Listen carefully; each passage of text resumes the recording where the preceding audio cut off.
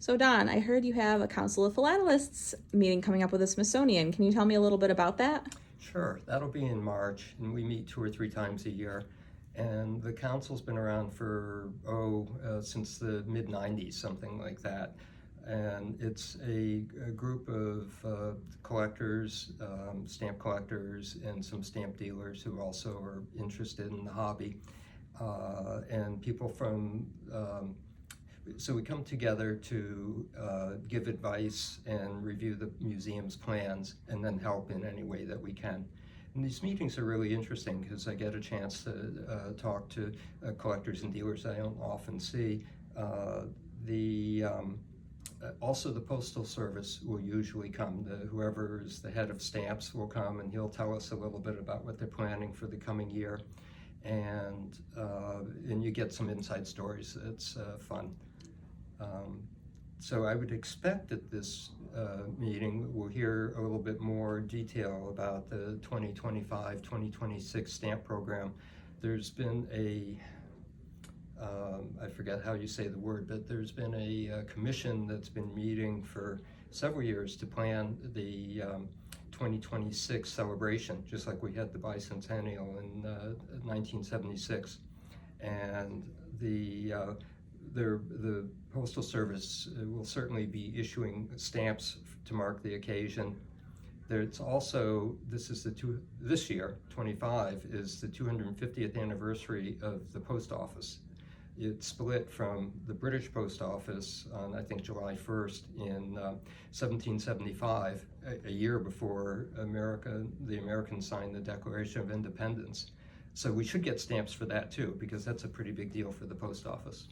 And how long have you been on the Council of Philatelists? Yeah, I'm really excited because I was on the first council.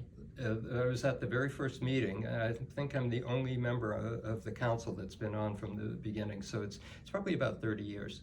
Wow, that's incredible. So that would have been what year that started? It was in the mid-90s, so it might have been around 94, 95. There is a Swiss-Italian stamp collector, Guido Caveri, and he approached the museum director and had this idea for the council that he thought it would be great for the museum, and it's also kind of a status thing for collectors to get asked. And we thought, if we put them on the council, maybe they'll give us money, and we'll have more money to promote the hobby. And so the first few years, it had more of an international flavor. And then Guido eventually retired and went on to do other things, although Guido gave the very first Maynard Sundman stamp lecture.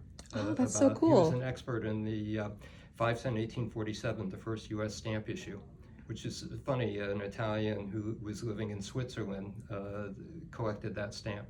Yeah.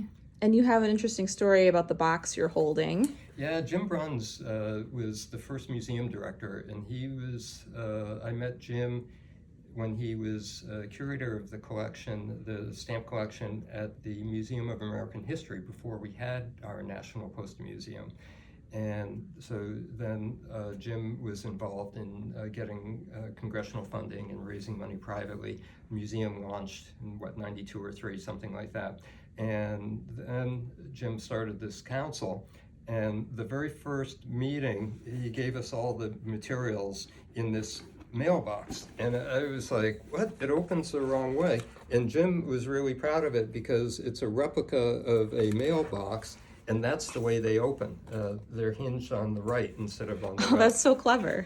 And so they had the boxes around for a while, and so there was a exhibit at one point, and Mystic was one of the sponsors, and it was A to Z alphabet philately, and so it's each letter had its own stamp, and they're really quite beautiful. They're Cinderellas. They were just made for the exhibit, and they gave us one in the box, and that's why I've kept it all these years. Awesome. Well, thank you so much for talking to us a little bit, Don. We'll see you next time. Thank you.